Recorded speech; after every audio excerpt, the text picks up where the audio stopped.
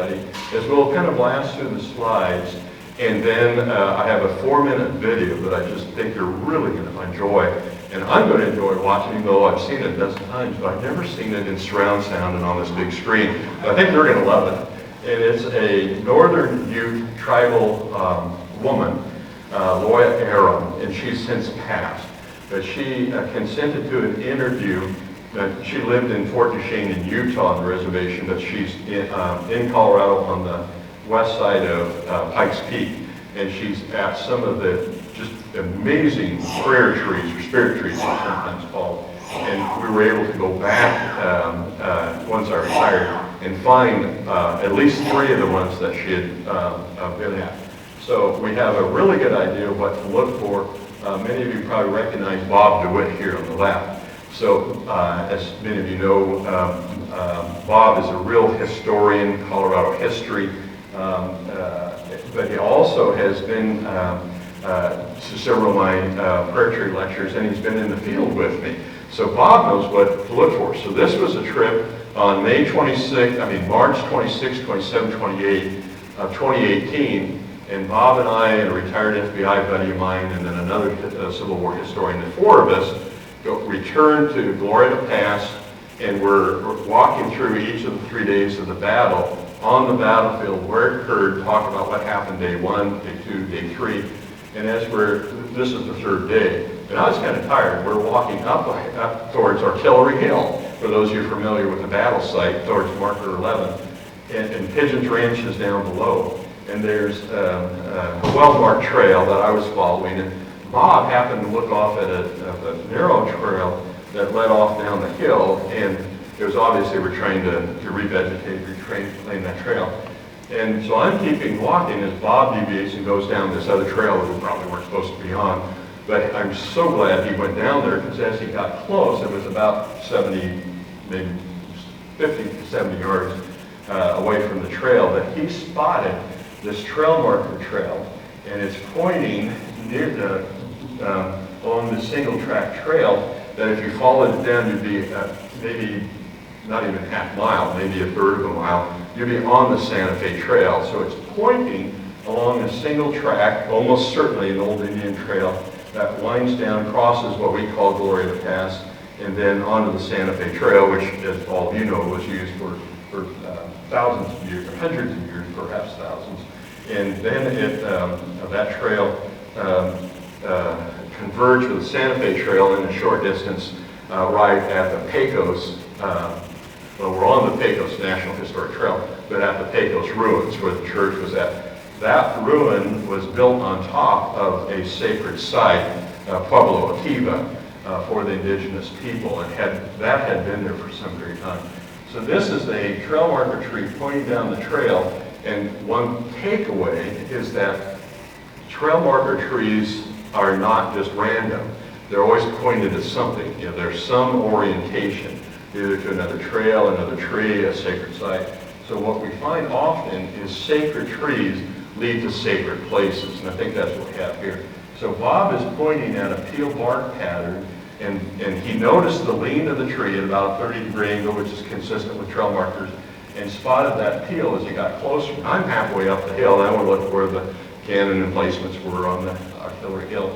And he said, John, you gotta come down here and look at this. And oh, Bob, you know, like, no, come down here. So after a while, I gave in and went down because he was so persistent. I'm so glad he did. It was one of the most extraordinary trail marker trees that we found in northern New Mexico, and it's along the Santa Fe Trail. That's a long-winded way of saying we found throughout the trail systems, whether it's the Cherokee Trail, Santa Fe Trail, Old Spanish Trail, so many of these trails still today are lined with these culturally modified trees that were done by the Native American people. Some of them are hundreds of years old. We think this one's between 300 and 400 years old of age.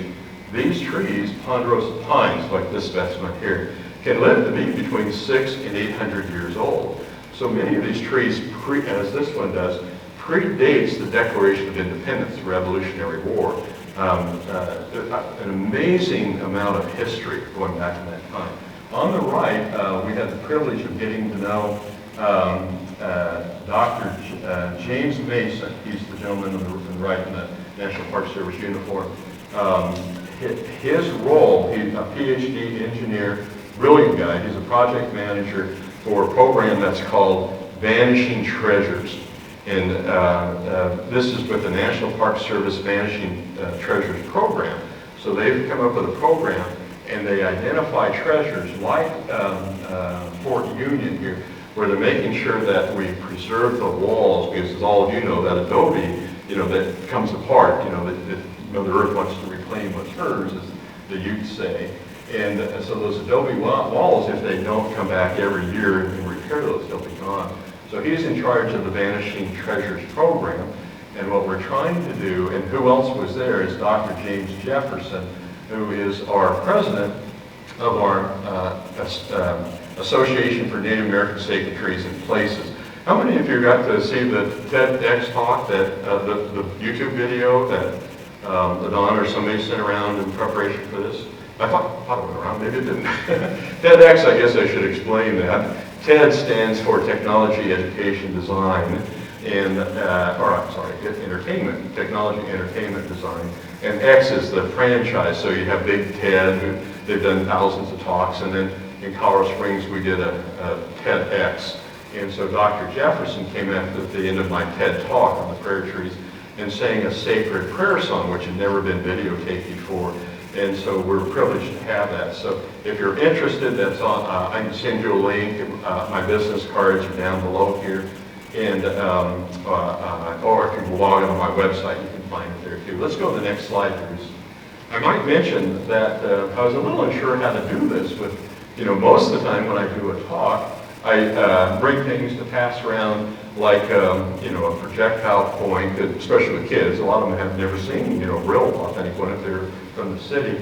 And I pass around cross sections of trees, trail marker trees, so you can show, and count the rings.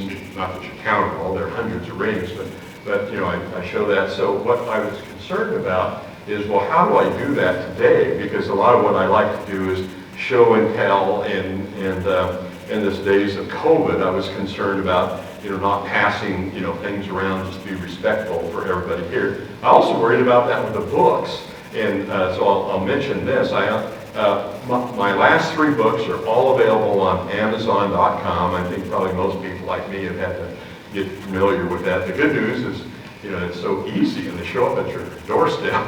And like with most of my books, there's no shipping or anything like that. So what I did is I brought some hand sanitizer, so if you want to come up and look at the books, we'll just, put that on your hands or whatever. And if you're interested in a book, no, I don't want this to sound like a commercial, but if you're interested, I'm happy to sign it, today. One of the downsides is I can't get a credit card, so it's got to be a check or cash or whatever. But if you want to look at the books, or if you're interested in buying a book today, I'm happy to sign them for you, those kinds of things. When I retired and started writing books, I had no idea I was going to write one, let alone 2 books on these Native American culturally modified trees. And my publisher keeps talking to me about book 3 in the US and Canada. And I said, but I love the history. And I just finished my first science fiction book. It's book 1 of 5, and I brought that one here too, if anybody like me loves science fiction. The tie-in there is the protagonist is a 15-and-a-half-year-old Ute boy who's half Ute. And so he spends his summers on the Mountain Ute Reservation with his great-grandfather, White Elk, who teaches him the old ways. So there's kind of a blend of Native American history in science fiction. And it was a hoot to write. I hope those of you that like science fiction will enjoy it. But it also is very heavy on STEM, science, technology, engineering, and math.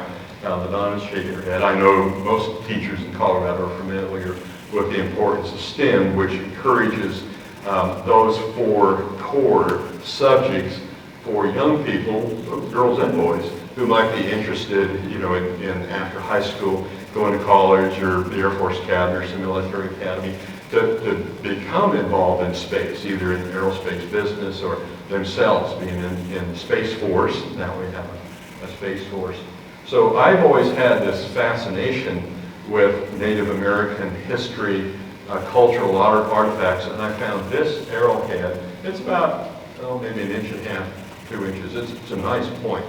On our ranch, we had a small ranch east of Colorado Springs. Those of you familiar with the paint mines south of Callahan, our ranch was about 8 miles south. So when I was out chasing a horse or a milk cow or whatever, I always kept a look on the ground. Most of the time you're looking for rattlesnakes, but also looking for projectile points. And there was something just so exciting about picking up an arrowhead or a tool. Or how many of you had that experience where you found a projectile point? Isn't it true? Doesn't it give you almost such a unique, exciting sense of discovery? And you've got that. And when you hold that, this is where I like to do the show and tell, where you pass this around with school kids. And as you touch that, you say, if that's been there on your ranch for the last 250 years, when was the last time somebody held that? And who was that? And this object gives you a direct connection back in time to that person. And you wonder, well, how did it get here? Did they shoot it into a buffalo and the buffalo ran over the hill and died on our ranch? Or was this, I found a tomahawk head one time. So was this thrown, from a horse during running a horse battle with the Ute and the Cheyenne? Or how did it get here? How did it arrive right at that spot where I found it? So I've always had that connection.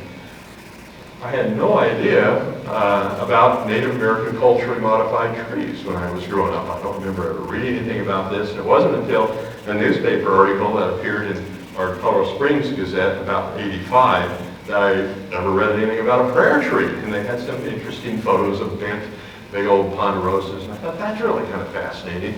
And shortly after that, I'd come across it. I live near the Air Force Academy in Black Forest. So I'm hiking through a trail in Fox Run Regional Park, those you're familiar with the El Paso County area. And I go past this bent, gnarly old tree. You could tell it was an old ponderosa, just the size and the color. And you could tell just by looking that this wasn't a lightning strike. It wasn't, snow load. And I'll explain a little bit more of that here in a minute.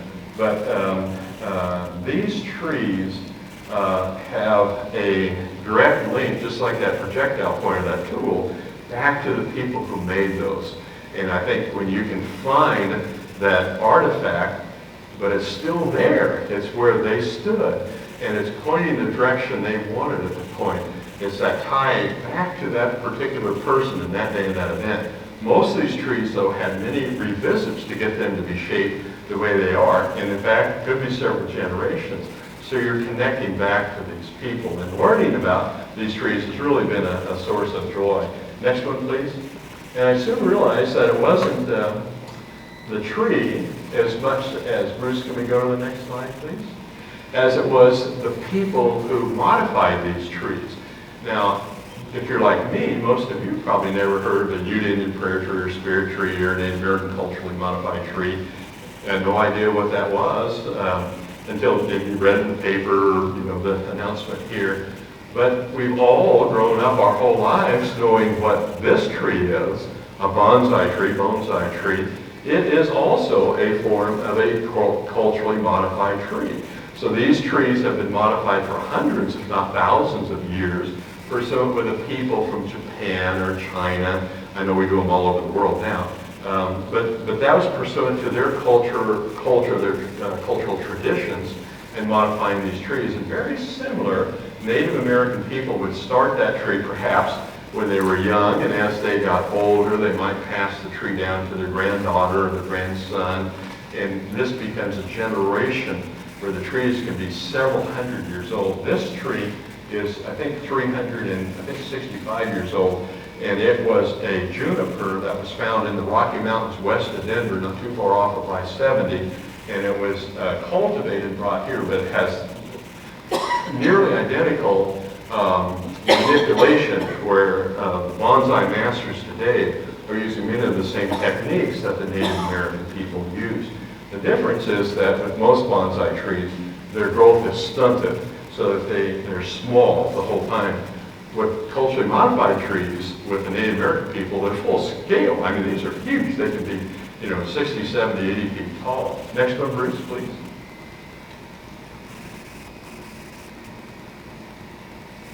Um, it, where we see the greatest concentration of trail marker trees, not surprisingly, are near mountain passes or river crossings for existing trails. So when you have a trail that crosses a river that goes, or a stream, and goes over a pass, then not surprisingly, that's where we see many of these trees. The tree on the left is in Eagle County. In the back is I-70. So if you're leaving Denver and you're headed west towards Grand Junction on I-70, you go over Vail Pass. As you're coming down Vail Pass, there's 3 exits. East Vail is the first one you come to if you're going west, and you go over Gore Creek. Well, the trail marker tree on the left is pointing right at Gore Creek. The significance is if you go up Gore Creek and go over the top of the pass, if you were doing this in 1869, you would end up on the White River Indian Reservation. What's important about that is John Wesley Powell wintered in 1868, 1869 with his survey team when they were surveying the Grand Canyon, the Colorado, the Green River, the White River, and they wintered that winter on that reservation. Since they were a federal survey team, they stayed on the federal reservation. So we have notes from John Wesley Powell, primary source, who sees a Ute medicine man climbing a bent tree and extracting some of the outer bark. And I'm going to show you better examples of this. But there's a couple things on this trail marker tree that's consistent with this one over on the left. One of the things is you can see the primary trunk extends out. The tree on the left withered and died after many years of growth. The one on the right has been girdled. Someone's cut after the tree was bent and was growing in that direction. They'll grow a secondary trunk. It's called a leader. That's the one sticking straight up. The tree's like a plant seeking sunlight. And I'll show you other examples on this. But the tree on the left has a bark extraction of the outer bark's been peeled off. And what John Wesley Powell wrote in his notes was he asked his interpreter, well, why is that Ute man, that old man, medicine man, he knew he was a medicine man, what's he doing climbing that tree and peeling that bark? And on that tree, there was a peel bark, and then there was a section about 4 inches, the notes show, and then the peel picks up again. So he's asking through the interpreter, well, go ask that medicine man what he's doing. So the interpreter comes back and says, well, he's extracting the 4th layer. I don't know what they called it. Technically, it's called the cambium layer, and it's rich in nutrients and vitamins. And he said the medicine man is collecting the cambium to use for medicinal purposes. And he says, well, how come he left this 4-inch gap? He says, well, I don't know. And he says, well, go ask him. So he goes back over, the medicine man's down the tree now, and you start to leave, and John Wesley Powell can't hear what's being said, but he watches the exchange, and the old medicine man, the Ute man, looks around at Powell, where Powell was sitting writing his journal, and he's laughing. And then he leans back and he finishes. So the interpreter comes back, and he says, the interpreter says, the bark, if he extracted too much of the bark off, it might kill the tree. So he leaves this 4-inch part of the bark attached so the cambium can flow through there so it doesn't kill the tree. And so John Wesley Powell writes that in his notes, and he says, well, how come he was laughing when he was looking at me? And he said, well, what he told me, if I got it right, is he said, this medicine man, when he was looking at you, said, well, I thought that's supposed to be a smart man over there. And a smart man would know you can't take too much bark off the tree if you want to kill it. The tree on the right is in El Paso County, in Foxman Regional Park. It has the same lean, this 30-degree angle of inclination. And we know this is not random, it's not snow load. If you have a tree that gets heavy snow load, ponderosa pine in particular, the heavy pine needles on a young tree can collect a lot of heavy snow, especially in spring, and the tree will arc over, it'll bend over, but it's arched, kind of like McDonald's, the arch that way. These trees are defying nature, they're going the opposite direction. So this 30-degree angle of inclination and going up and with the primary bark extending out is really important in helping identify a Native American culture modified tree. Let's go to the next slide. So just like our signage, it's showing what lies ahead, that there might be a stream or transportation or water source. So the Native American people are reading these signs in the trees just like they would the petroglyphs of what's ahead. So the previous generations leaving this information for the next generation and the next generation. And some people have said, I remember a reference of a youth who knew nothing about the trees, and he said, well, why would they do this? My ancestors knew where they were. Why did they need a trail marker tree? They knew where they were. Well, they didn't do it for themselves. They did it for the next generation and the next generation. One of the most beautiful stories was a European, a white person, asking a Cherokee grandmother along the Trail of Tears, and she kept planting cherry seeds and apple seeds along the trail. And finally, this white person felt sorry for her and walked up and said, listen, here's the reality. You're not coming back here. This is kind of one way. You're never going to be able to eat, the cherries or the apples off of that tree. And she looked at him. In the translation, it goes something like, I'm not doing this for me. I'm doing it for my grandchildren who will follow.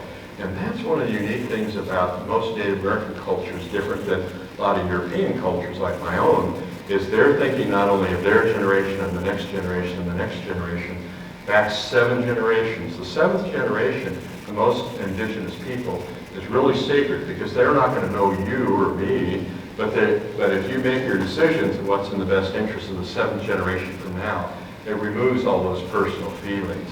So we also see in most teepee configurations that the lodge poles are arranged on that 30-degree angle of inclination. Let's go to the next slide. This photograph I found in Colorado College in the special collections, and it had never been published before. I was really proud of that. And that is almost certainly a youth encampment. There's certain things about the teepees that are unique, the blackening the top from the smoke and so on. So when I published my first book on Ute Indian Prairie Trees of the Pikes Peak region, pretty much the only youths that I'd interviewed and talked to in the trees that I'd studied were the elders on the 2 reservations in Colorado, and I'd had one short trip to Fort Duchesne in Utah, and they really knew nothing about the trees. So most of my work and ethnographic interviews were with the Southern Ute and the Ute Mountain Ute Reservation elders, at least the ones who had talked to me. Because a lot of them, would look at you and, I'm pretty obviously not Native American, not disclosed that I'm writing a book, and a few of them found out that I held political office once in my life, so certainly wasn't being trusted. So that was 2015 was the publication date on my first book. Then we have this book that comes out in 2018, and this was written, The Comanche Marker Trees of Texas. Steve Hauser is a career forester. Linda Palin, PhD, is a career anthropologist at the university level. But Jimmy W. Artaberry, at that time, held a position within the Comanche Nation as a cultural preservation officer. So these 3 people across disciplines come together to write this outstanding book on Comanche trail marker trees of Texas. On the cover is 2 really unique trees that kind of come together. These are pecan trees. They're south on the Rio Grande in Texas. And what Jimmy said, a couple things that really pop out. One is we're the only tribe that ever did this kind of a configuration with the story trees. And we found 3 of these, we think, in Colorado. So there's a connection there. And when we come across really an unusual tree like this one, on the right side of the slide, that one is on the East Spanish Peaks. And most of you probably know this. The Spanish name, or the Native American name for the Spanish Peaks is Oaxaca. And since that was part of the Ute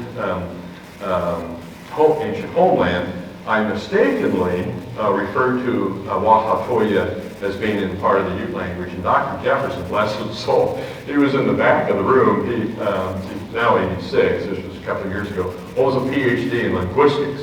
So when you're referring to the Ute language in front of a PhD tribal elder, you better get your act together. And one of the things that he is not is shy. So he stood up. I'm well in my presentation, 200 people, whatever, in the audience, and he said, "That's not right, what John just told you. Oaxaca is not Ute, it's Comanche."